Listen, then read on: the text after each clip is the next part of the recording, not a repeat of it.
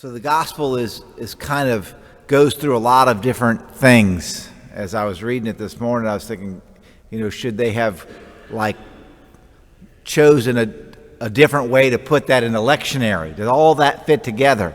And I think it does all fit together, but it would be impossible to go through every word of it in a 5 or 6 minute homily.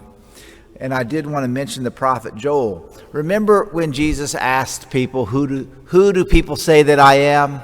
Remember what one of the answers was? One of the ancient prophets has arisen. And so Jesus is a prophet, and he speaks with a prophetic voice. And most of the time, the prophets were not speaking happy thoughts about sunshine and good times. The prophets were saying, bad things are happening because you're not being faithful. Your infidelity is going to lead to the destruction of the temple and the destruction of the nation. And the prophets were warning the people of Israel over and over, in sometimes very serious tone. And so that's happening in the prophet Joel this morning. Sound the alarm. Let everybody tremble. Calamity's coming. And it did. And it did. The nation was destroyed. The temple was destroyed. The people were exiled. Lots of them were murdered. And it was horrible. And there was this kind of cleansing that God was trying to give to the nation of Israel, preparing them in some respects. But nonetheless, Jesus comes on the scene, and he's driving out demons. And what do? They accuse him of being a demon. And he says, basically, you got it all wrong, and you're either with me or you're against me. And if you think I'm a demon, you're against me. Now the story continues, and this is really kind of maybe our take-home message for how to live our lives, or to understand ourselves spiritually and psychologically. When an unclean spirit goes out of someone, it leaves a place there.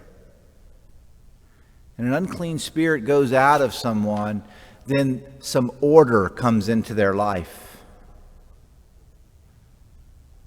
But that uncleanliness leaving cannot remain a void. Christ must take that place. When let's say, for example, you decide to quit watching television, right? Say, I'm going to quit watching television. This is a true story about a friend of mine. Someone broke into his house, stole his television. He didn't have a television. He said, I'm not buying a new television. I'm going to quit watching television. So he did. Started going to the bar 3 days a week, As he sat at home, he was bored, right? So the television was gone, and something had to replace the television. Well, he said, he wasn't any better off. He went down to the local water hole, and they had a television, And so then he realized, I gotta quit that. I have to replace that television with something else in my life, right? And so when something leaves us and it leaves a void in us, we have to fill that place. And either the devil's coming back or God is coming in that place. And so either you're with Christ or you're against him. Either Christ is in you or there's going to be a place, a void, an emptiness. St. Augustine said we have a God-shaped hole in us. And if God's not in that hole, we're going to find something else to put in there. Whether it's television or the bar or gambling or whatever it is, some vice, some bad habit, some replacement. And so today, let's pray that the unclean spirits depart from us through the gift of baptism, and that we don't invite them back in. under any circumstances, but that we are with Christ and against the evil of the world.